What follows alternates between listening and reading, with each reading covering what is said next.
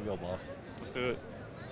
What's up, Campus Live fans, and welcome to the Campus Live Sports Show here on a special edition live from AT&T Stadium here in Arlington, Texas. It's a Big 12 Championship edition. Lane, how you doing on Saturday morning? I'm doing great. It's the Big 12 Championship, and me and Logan, we're out here with what a great company in Campus Live to bring us out here for the Big 12 Championship, and I'm so excited to watch this game and discuss it with you right here, Logan. It's going to be a fun one. Before we get into anything, I want to thank a special thank you to Paint Doctor as well as Roof Master of Lubbock for making this show possible.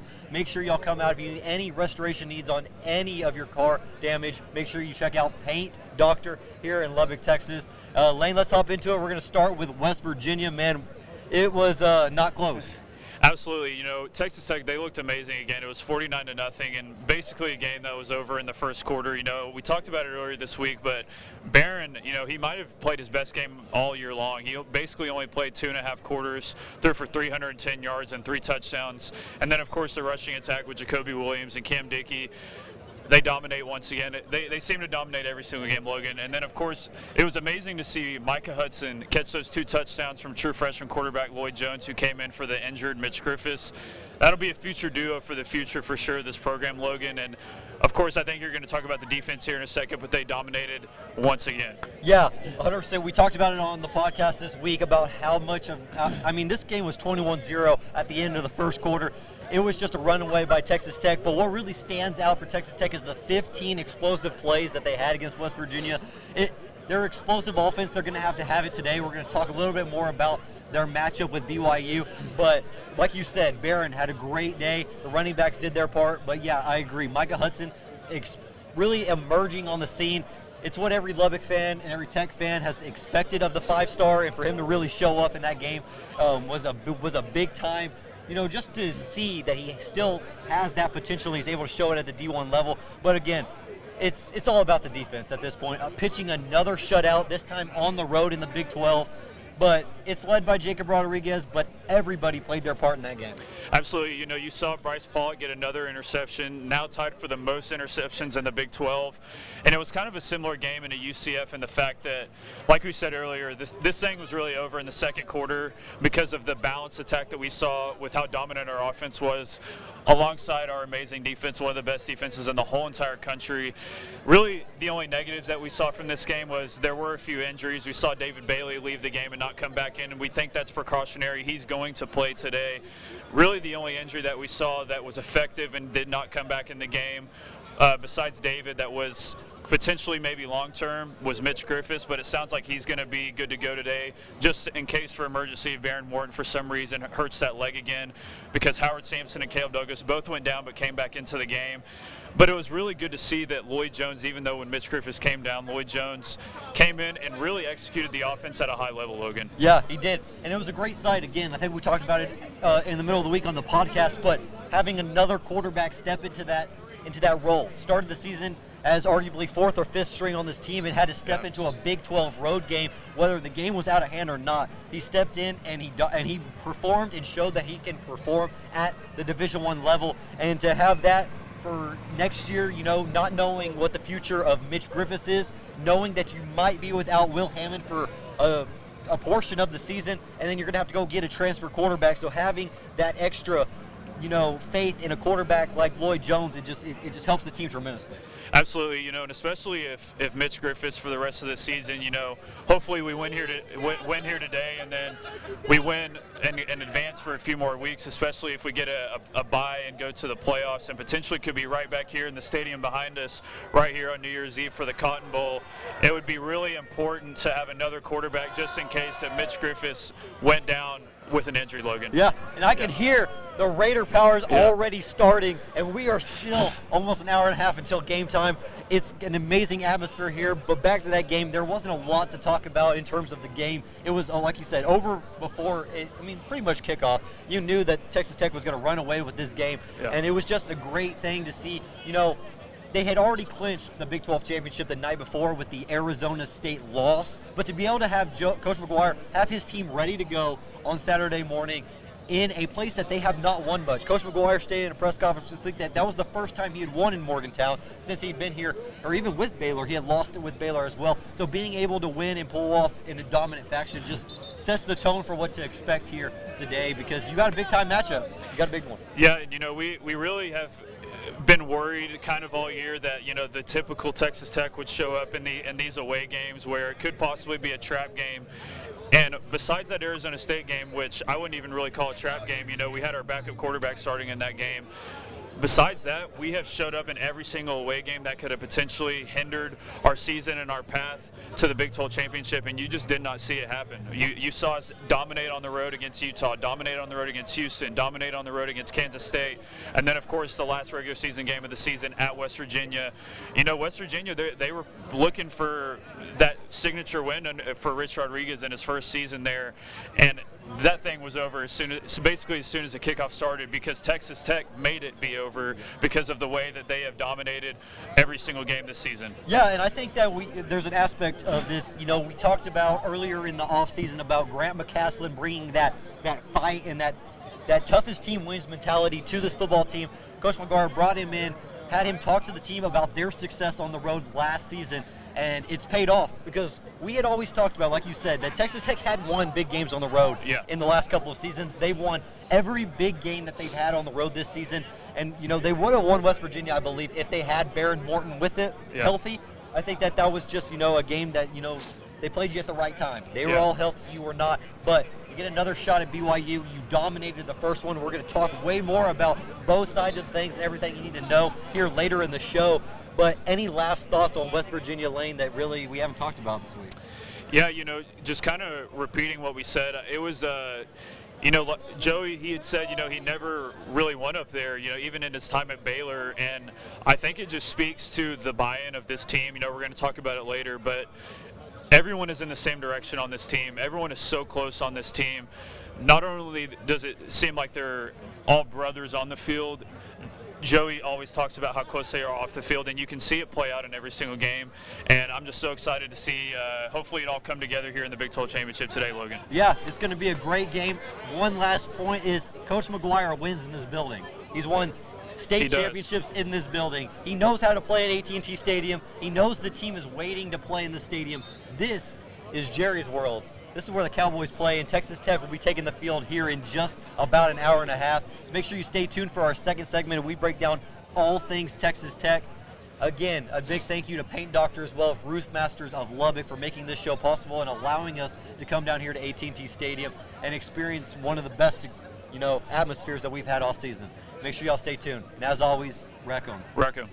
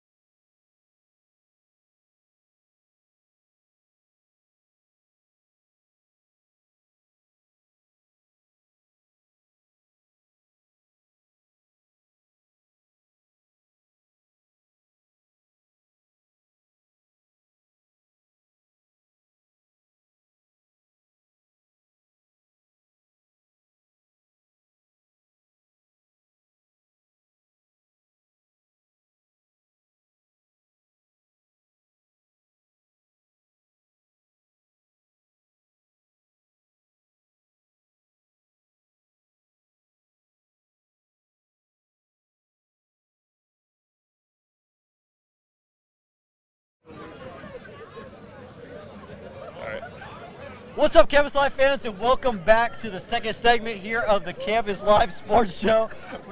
As you can tell, me and Lane have added our Jacob Rodriguez-inspired mustaches for the Heisman candidate. We're going to talk all things Tech in this segment as my mustache falls off my face already.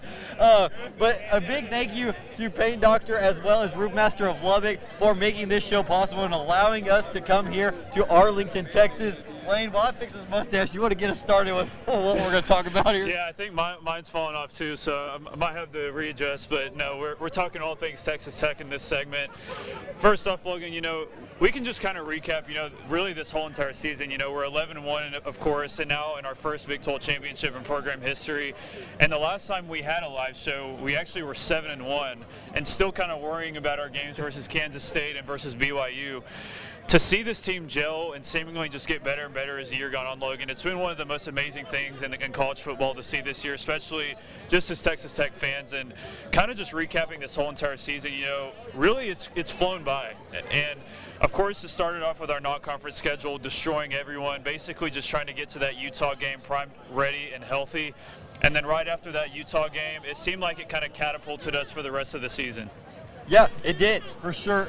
And it's been a season to remember, for sure. Like as you take off your mustache. Yeah, I had to. It was falling off. But this is something that we're never going to forget, man. This season has been unforgettable for Texas Tech fans, and it's all led by the mustache, man. Yeah. The mustache crew, led by Jacob Rodriguez, who was announced as, the 2025 Butkus Award winner, as he will be taking the field for the first time since acquiring that award. It is the first Big 12 Butkus Award winner since Von Miller when he was at Texas A&M back when they were in the Big 12 Conference. A big time accolade for one of the best men and leaders on the Texas Tech roster. Everybody knows the story, man. Transferred over from Virginia, was a quarterback, was a walk-on, slept on his brother's floor, got on the team, and now one of the best players in college football. And just to be able to see that in action all season has been incredible. Yeah, I think, when we talk about this team, there's moments in the season where it could have went different, especially like against Utah whenever Barron went down. Will Hammond comes in and he does amazing, and we still stay undefeated and really puts us in charge to go to the Big 12 championship at the very beginning of the year. When Barron goes down, he's the leader of your offense. When a guy like Skylar Howard goes down on your defense, one of the vocal leaders on there, and then A.J. Holmes basically comes in, and now he's one of the best defensive linemen in the whole entire country. I think that just kind of speaks to how this team has synergized for this whole entire year. They all believe in each other. They all believe in this team. They're all playing for each other. And they've played like one of the best teams in the whole entire country. You see it with their ranking. They're number 4 in the whole entire country. They have a bye as far as right now for the college football playoff.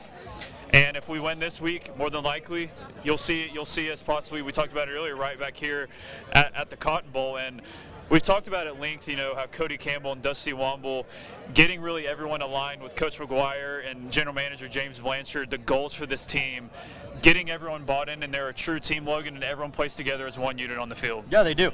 There was a lot in the offseason questioning, will this team be able to perform on the field?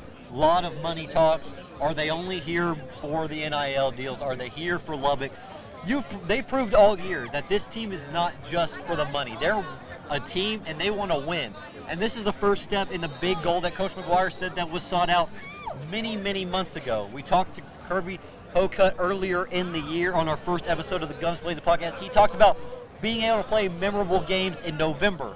We're now in December, and we are playing arguably the most important game in Texas Tech history, arguably. I mean, we had not been to a Big 12 championship since the inception of the game. And so to be able to be here and see this team grow and perform at the highest level has been incredible, and it's a testament, like you said, to the coaching staff, Coach Blanchard, the whole recruiting staff. Everybody in that building has done an exceptional part, and that's why we're here.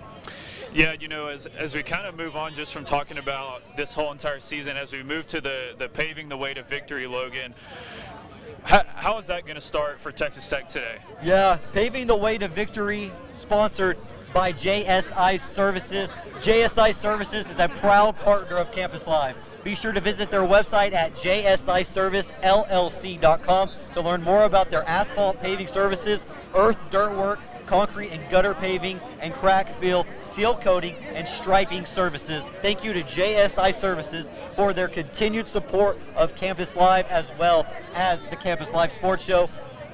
Paving the way to victory, the key point for me tonight is how well can we block in the run game. The run game is going to be a pivotal part. It was the first time, it will be now. Are we able to take some pressure off of Barrett Morton, who's played exceptionally well, but when he runs the football, he is a much more efficient passer from the pocket and through the play action game. That's going to be where I'm really looking to see, can Texas Tech continue to dominate in the trenches? Yeah, we talked about it this week, and I think it truly, like you said, is going to come down to how well our offensive line plays. Really, besides the first two series of that game where you saw Barron get sacked 2 or 3 times, we dominated BYU's front seven and with the ability to run the ball, and then we protected Barron extremely well. We're going to have to do that again today. I found this stat earlier this week. When Barron starts games this year, the few that he's not started, obviously whenever Will had to start, and then when Mitch had to come in, we average a margin of victory of 34 points, Logan. And we talked about it, how vital Barron is to the success of this team whenever they play. You just see the whole entire offense come together because he is a fifth-year senior. He has such a good grasp of every player's tendencies that's been here, everyone that's come in. And he gives an element to our offense, especially in the passing game, where it opens up everything in the running game, which, as you talked about, is going to be one of the very keys to really this game. And I think Barron, honestly, today, BYU is really going to jack up the pressure. I think Jack Kelly in that first game, he's their best defensive player for BYU. He really was banged up for that first matchup. Now he's a lot more healthy. You're going to see BYU come out with everything in their pass rush because this is it for them. If they don't win this game, their season is basically over. This is all their playoff aspirations today. You're going to see a very aggressive BYU defense, and it's going to be critical for our offensive line to handle that, Logan. Yeah, it's good. Like you said, I mean, on the offensive side of the ball, the offensive line has to dominate. Yeah. You're going to win this game like you did the first time. The offensive line dominated the majority of that game. But I'm going to shift focus to the defensive side of things, and the key to victory here on the defensive side of the football, again, I think is John Curry. I think that is the playmaker today that is going to affect the game the most. John Curry off the edge, when they run these outside sprint speed options kind of things or play or RPO types options, they're going to target him in the pass game and in the run game. Bear Mockmeyer is going to look at his run fits and see if he can play off of them. I think he is the guy that really has to step up today. He stepped up all season. He's been one of the biggest newcomers to that defense, along with some of the transfers. But the Lubbock local looking to show out for his hometown team in one of the biggest stages of them all. Yeah, I think for BYU's defense, or excuse me, for our defense today, kind of like how we expect BYU to be more aggressive for their defense, I expect BYU's offense to be extremely aggressive as well. This is something else that we touched on earlier. You're really, I think, going to see a very aggressive attack in the passing game from Bear Brockmeyer, especially because of how well we shut down their running game and then the first time we matched up. And yes, LJ Martin was not healthy in that game, only rushed it about 10 times. Obviously, they're going to try to get him going, but I think if BYU is able to open up that passing game and they attack our secondary, really the only game we've seen it this year where our secondary was vulnerable was against Arizona State, and that was the game that we ended up losing. I think you're going to see a similar attack. You know, they might try to attack the middle of the field against our nickels and our safeties, because Bryce Pollock has been one of the best corners in the whole entire country this year. You would expect them really not to attack his side of the field today. I think, once again, you're really going to see an aggressive attack from BYU in all facets, and it's going to be really, really important for our secondary to play the best game of the whole entire year, and I expect Cole Wisniewski to have his best game of the whole entire season, Logan. Yeah, Cole Wisniewski, the first time we played, you saw his tackling displayed all over the field. He was one of the highest graded tacklers heading into this season when he was at South Dakota State. He's been one of the best tacklers in the back end for Texas Tech this season. That's going to shift my focus into our injury report today, sponsored by Exceptional Community Hospital. Fans, it's time for the weekly injury report presented by Exceptional Community Hospital. Before we hop into the injury report, we want to take a moment to recognize Exceptional Community Hospital as a proud sponsor of Campus Live. Be sure to visit their 24/7 state-of-the-art short ER time. Exceptional Community Hospital is a proud supporter of the injury report on Campus Live. Thank you again for their support of the Campus Live Sports Show as well. Some of the names to know out for today's game. We got we got probably 4 players that have been out for a majority of this season. Skylar Gill-Howard, for example, a guy we talked about earlier in the week, could potentially make, his comeback when we come here in a couple of weeks, because I am predicting a Tech win. We'll get to that later. Mo Horn is also out today. TJ West and Roy Alexander will be missing. Trent Lowe for the first half of the game due to a targeting penalty happening in the second half against West Virginia. But all the probables, you got all the stars on the probable list. They will play today, including John Curry, Baron Morton, Mitch Griffiths, David Bailey, Cole Wisniewski, and Howard Sampson are all active for today's game. Out of all of those names, what stands out to you most about what to watch for on the field? I think it's David Bailey. He's the best pass rusher in the whole entire country, and whenever he's healthy and on the field, he is a complete game wrecker. You saw it in the BYU game. Whenever they started to get pressure on Bear Brockmeyer, BYU's offense obviously wasn't able to run the ball, but when they started to throw it, when they got down big, you saw Romello Height and David Bailey absolutely take that game over. It forced Bear into a couple turnovers, and I think that's really what's going to be really important, because David Bailey, right now, projected first-round pick, he's leading the country in sacks right now. He is going to take this game over, I think, and I think we're really going to need it to win this game today. BYU, once again, I think they're going to give us their best shot, and David Bailey's a guy that he can change a whole entire game on one play. Yeah, he can. It's going to be an insane game. I think that we're going to see a lot from Texas Tech on both sides of the football. But that's going to wrap things up here for our second segment. Make sure you stay tuned for our third segment, where we break down everything you need for the BYU game and what you need to know about the Cougars. Make sure you stay tuned with us. Again, a huge thank you to Paint Doctor, as well as Roof Master of Lubbock, and of course, Exceptional Community Hospital, as well as JSI Services. Make sure you stay tuned. BYU's up next. And as always, wreck 'em. Wreck 'em.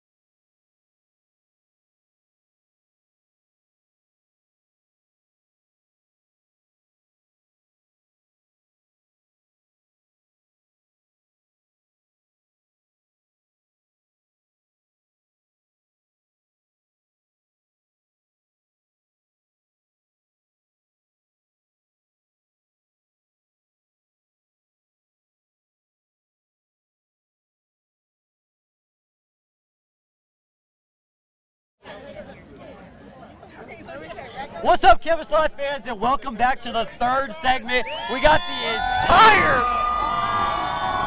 y'all hear it, we got the entire tailgate out here, and we got a very special thing. Raider! Raider! Raider!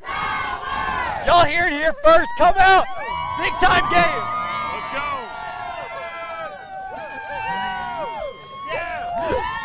Insane crowd. It's insane. We got an insane crowd here. Thank y'all to Peyton Doctor. Thank you to all. Thank you. What a huge crowd. Like, appreciate everybody coming over here. It's a big game day atmosphere here in Lubbock, well, not in Lubbock, Texas anymore, but it feels like Lubbock South. Here at AT&T Stadium, we are ready to go, as y'all heard it. But let's shift focus a little bit. I'm trying to calm down a little bit, man. I was getting ready to go. BYU, we talked about it all. What is one person that sticks out to you when you think of BYU? Well, of course, they're 11-1 just like us. Of course, their only loss was to us back in Lubbock, 29-7. But the first player that stands out is Bear Bachmeier. I mean, first, the Jake Retzlaff saga in the offseason, we didn't know what BYU was going to be. They were 10-2 last season, and they lose their quarterback, and they had just only barely missed the playoffs last year. So it was kind of like, man, are they going to take a drastic step off? Well, now, Bear Bachmeier, no one really knew who he was. He comes in, transfers in, and seemingly he has turned them into a contender this year. And it really, I think this is Kalani Sitake's best team that he's had in his time at BYU. All around, if you look at their offensive line, LJ Martin, they're two really good receivers, and of course their great offensive line and great defense. Jack Kelly is their main guy. I talked about him earlier. They rank 14th in the country in points per game allowed, and they're top 40 in basically every statistical category on defense. And we saw this pop up in the first game. They have the 8th best red zone defense that we basically saw really on display on full in Lubbock. We had 5 field goals in that game, Logan. And I think it's going to be really interesting to see how we combat one of the best red zone defenses in the country this year. Yeah, they've been great, and like you said, the red zone defense, it proved to be a big-time challenge for Texas Tech in the first game. You know, 5 times you kicked a field goal, you scored 2 touchdowns, but you left so many points on the board, and that's why I think this game looks a lot different on paper. When you're looking at it in a pregame here, Texas Tech could have won that game 49-7, 49-10, whatever. Who knows what the game would have looked like if you convert on a couple more of those touchdowns. But you're looking at this team in BYU. Offensively, they're going to want to run the football. You talked about it earlier as well. L.J. Martin, finally healthy, former Texas Tech commit, now playing in Provo for Kalani Sitake. But he is a playmaker. He's a big dude. He likes to run inside the tackles.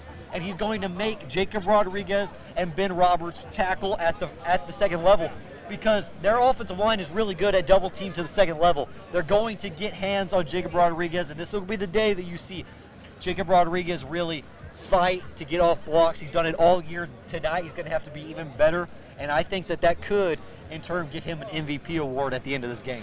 Yeah, I think something, too, that was kind of interesting to see when the first time we played BYU. Bear Bachmeier is such a good runner. You really didn't see too many designed quarterback runs for him in that game out in Lubbock. I think today, like we said, with how all out that BYU is going to have to be in this game, because this is their whole entire season, I think you're going to see a lot of plays where Kalani Sitake is wanting to keep the ball in his playmaker's hands, and Bear Bachmeier might be their best playmaker at the quarterback position.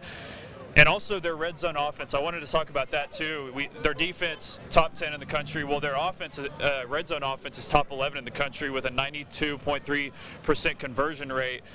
We didn't really let them get in the red zone versus us in Lubbock, Logan. We held them out of our own 20, and really besides that late garbage time touchdown that they scored, I think keeping them out of our own end really was helped out by our special teams too, Logan. And our punter, Jack Burgess, the few times we did have the punt, completely flipped the field, and that caused our defense really to make our offense have good field position. Yeah, if the punter's on like Jack Burgess is, the defense is a 1 first down at tops. Like, that's all they allow. They allow 1 first down per drive. Like, they are elite on that side of the football. But BYU, like you talked about in the last segment, BYU's got to change things up tonight. They got to throw the ball more downfield, test these corners.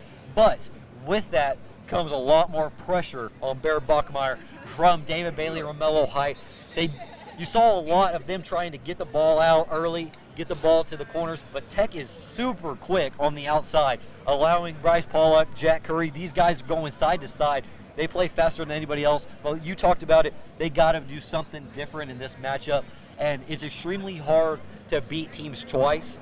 BYU has the film, but the film is so in favor of Tech that it probably will be hard to flip the entire script. Yeah, I think if BYU were to somehow win this game today, I think it'd be really interesting to see where they put both of us into the playoff if that were to happen. And once again, this is going to be a game I think that's going to be really interesting. Obviously, we'll give our predictions later. I feel pretty good about the one I'm going to give, but BYU is a great team, and once again, they are fighting for their lives to keep their season alive. Yeah, I think two guys that I just want to touch on one more time. Parker Kingston, man. Yeah. That guy, I think that's the one guy really stands out for me across the middle. You saw it last week against UCF, a big touchdown catch across the middle on 4th down. He is a playmaker on the outside that really does a lot of their damage down across the field, and their big plays go through him. That is one guy that I think you're really going to see Cole Wesneski, BJ Jordan, and some of the backers trying to switch him off and pass him along as he crosses the field. How good is Texas Tech able to keep him out from these explosive plays? Because if he does not produce yardage-wise, BYU's offense is going to be very stagnant. Yeah, Chase Roberts and Parker Kingston are two of the best receivers in the Big 12. And like you said, if they don't get the ball in their playmakers' hands, this thing could get ugly really quick, just like it did in Lubbock. And this time, I don't think we're getting stopped 5 times in the red zone, Logan. And honestly, if that scenario were to happen, you might see that 49-7 end. I don't think that's going to happen today, but that's what BYU's key to success today is going to be, is trying to get the ball to their playmakers. L.J. Martin is healthier now than he was in that first time when he played against us, and it's going to be really interesting to see against one of the best defenses in the country and our defense in Texas Tech. Last question I got for you. Kalani Sitake turning down Penn State.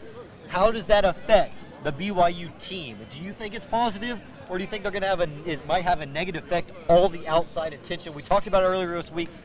I'm not sure.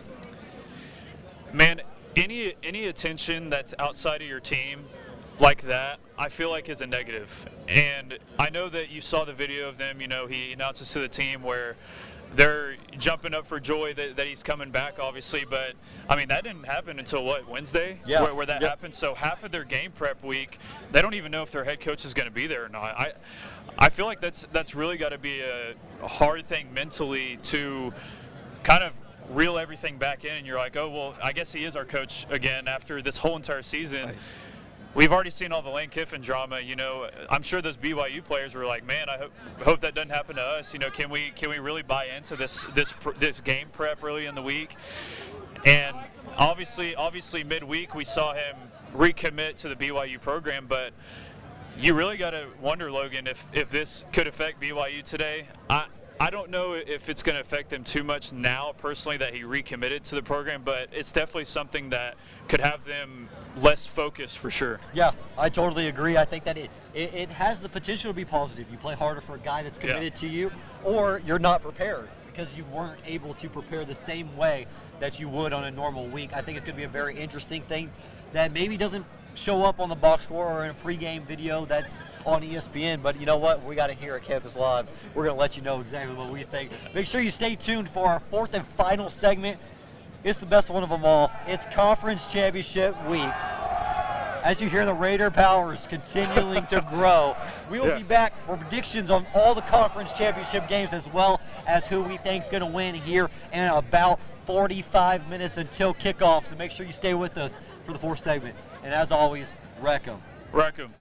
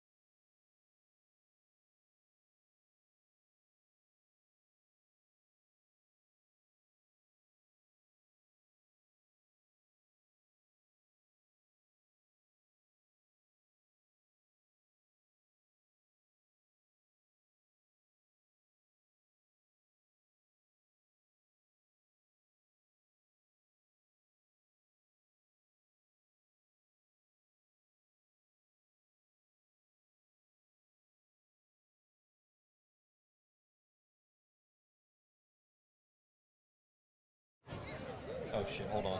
You're gonna have to lead me. All intro. Oh. What's up, Campus Life fans, and welcome back to the Campus Life Sports Show here at AT&T Stadium for our fourth and final segment. It's the prediction segment of them all. We're gonna break down every conference championship matchup here this weekend. Lane, start us off. Yeah, first off, we'll keep our game last, just because we're here. First off, we'll start off with the SEC Championship. We got Georgia versus Alabama. Obviously, big playoff seeding implications. We both really think, I think everyone thinks that there's no shot Bama gets out of this thing if they lose. But, we saw Alabama have their win of the year at Georgia earlier on this season. And like we said earlier this week on our podcast, for some reason it just seems like Kirby Smart just cannot beat Alabama. But I think it's really going to be a really close game, Logan. I think Bama and Ty Simpson have really slowed down in the passing game this year. Their running game has done a lot better in the past few weeks, a lot better from, like last in the country. Now they're rushing for like 70 to 100 yards now. Yeah, but the Bama defense has been elite the past few weeks, and that's what's been winning them their games. Bunch of injuries on both sides. We actually see Drew Bobo, the starting center for Georgia. He's out in this game. And LT Overton, one of the best defensive ends on the whole entire country for Alabama, he is not playing in this game. Even though I think Alabama is more desperate in this spot, Logan, I think this is finally the moment where Kirby Smart and Georgia, they finally get over the hump, at this Alabama hump, and they win 20-17. Yeah, this has been one of the hardest ones to predict. Yeah. All week I've been sitting here thinking, can Alabama do this? They need it. They need it. They don't want to be that bubble team, right? They did not bring Kalen DeBoer in to replace Nick Saban to be a border fringe playoff team. They beat Georgia earlier in the season, and they played really, really well. They beat them in all aspects of the game at that point. But I think that you're right. I think Georgia, it's their time to shine. I think that Gunnar Stockton's going to have a big day. I think Zachariah Branch is the playmaker that Georgia has needed to change things over the last couple of years. You haven't seen that big-time, big explosive play guy for Georgia, and they still continue to win. They have him now. You watched Auburn last week. They gave Auburn was able to get big plays down the field after the catch. Zachariah Branch can do that at any moment. Zachariah Branch, I think, is the player of the game. I think they do. I think they pull it out 24-17. Relatively close to the score. Yeah, and then we got the Big Ten Championship, Ohio State versus Indiana, number 1 versus number 2. Quietest number 1 versus number 2. I said it on the podcast. I don't hear no one talking about this game, but this is a national championship caliber game that we're getting on championship weekend. Absolutely, and this is the first time that a number 2 and number 1 team have played against each other in a conference championship since all the way back when Tim Tebow was the quarterback at Florida when they played Alabama, and one of Nick Saban's first seasons at Alabama. It's pretty crazy to think about. Crazy. But Ohio State, I think right now is clearly the best team in the whole entire country, and they have one of the best defenses in the history of college football right now based off of statistics. They might have 5 first-round picks on this defense, Logan. Arvell Reese, Caleb Downs, Cade McDonald, Sonny Styles, all over the field. And Matt Patricia has done such a good job with this defense. And then, of course, the offense.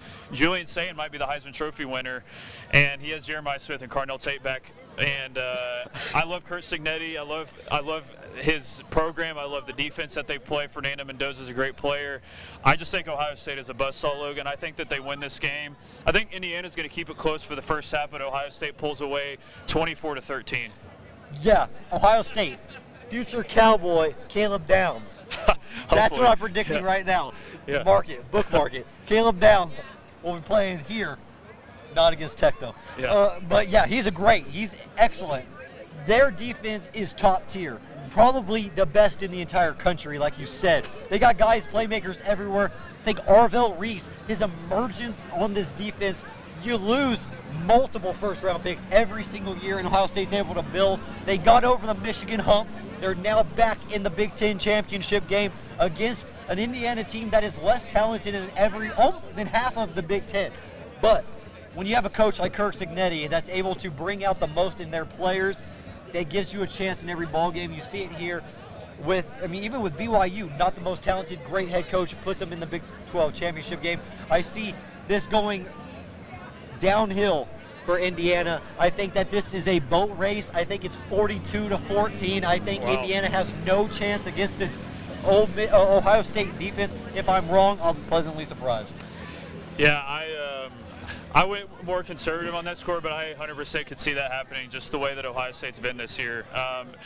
Now we move on to the ACC, Duke versus Virginia. This is the chaos scenario, Logan. That's all they're good for. Yeah, it's chaos. And the ACC has been so bad this year. Miami, I think it's fair to say they are the best team in the ACC, and there's a good chance they might get left out of this playoff if things don't fall for them this weekend. But I want chaos, Logan. We said it earlier this week. I want chaos. I just want to see what's going to happen. I know maybe some people might not like James Madison in the playoff, but give me not Duke, after last night. Yeah, give me Duke over Virginia, 42-36. This is an interesting scenario again. I thought all week, but I'm going to agree with you. I want chaos. I think Duke does pull out. Darian Mensah carries this team to a victory. You haven't watched Duke. They're pretty explosive on offense. Yeah. Not a lot of people have watched Duke because of the 5 losses. You think, oh, this team is not very good. Defensively, they struggle a little bit more. But what I think is going to be a very interesting thing is because of the performance of James Madison last night, 3-touchdown favorite, pretty much a 7-point game the entire game. Does the committee look at a Duke win here with 7 Power 4 wins to a 1 for James Madison? I think it's going to be very interesting to see how that goes, but it would make a great show tomorrow. When selection show comes out, give me Duke. I got them winning 42-37. And, of course, the moment you have all been waiting for. Our game will be right here, right behind you here in about 40 minutes. Logan, this is the game we have had circled on our calendar all year long. We've talked about it all year. Cody Campbell, Dusty Womble, James Blanchard, Joey McGuire, Baron Morton, Jacob Rodriguez. Bro, you're getting me hyped up, bro. Everyone that's involved in this whole program, they have set out a plan to capitalize on a championship window. We talked about it with the guys that were returning with all the investment from our donors. Joey McGuire, at his time at Cedar Hill, when he won 2 state championships in this stadium right behind us, he built the shelves before he put the trophies into them. He did that right in the new Womble facility this year that we saw. There's an empty trophy case, looks just like this with no Big 12 trophy that's sitting right there. This is the day that we bring that first Big 12 trophy right back in the 806. First one in program history, Logan. The Texas Tech Red Raiders are going to beat the BYU Cougars badly today, 40-17. Oh my Lord, 40-17. Absolutely. This, like you said, is the moment that every Tech fan has waited for in like the last 50 years.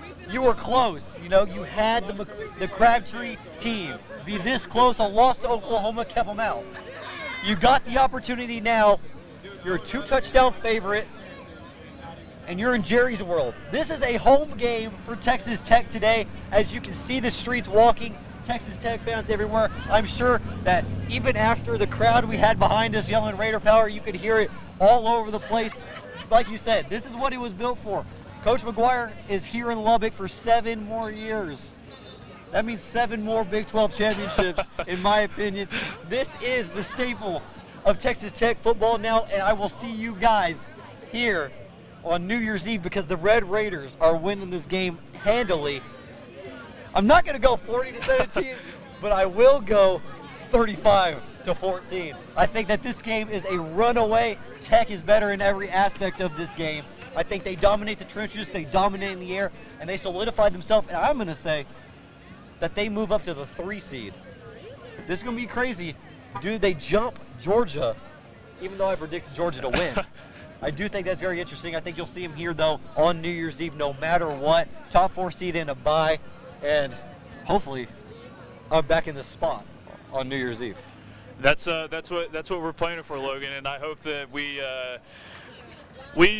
put some BTA, like they like to say, online to the BYU Cougars today, and we come right back here on New Year's Eve and do it again, and do it right again to whoever we play. So yeah, I'm excited, Logan. Yeah, it's a whole new era for Texas Tech athletics. We've talked about it all year.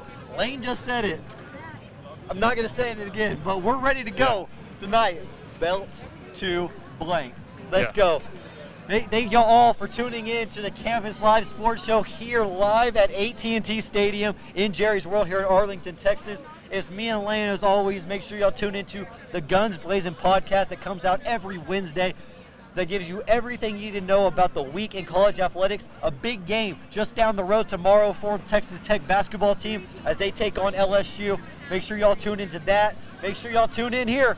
We're especially 35 minutes away from opening kick here at AT&T Stadium. Lane, it's always a pleasure. Always a pleasure, Logan, and I'm just so excited to go watch this team play, and hopefully we got a Big 12 championship sitting right back in the 806 after this game, Logan. Make sure y'all tune in to Campus Live. We'll be having videos, pictures all throughout the day. And again, thank you to Paint Doctor as well as Roofmaster of Lubbock for making this possible for us to come down here and enjoy this great atmosphere. And as always, wreck 'em. Wreck 'em.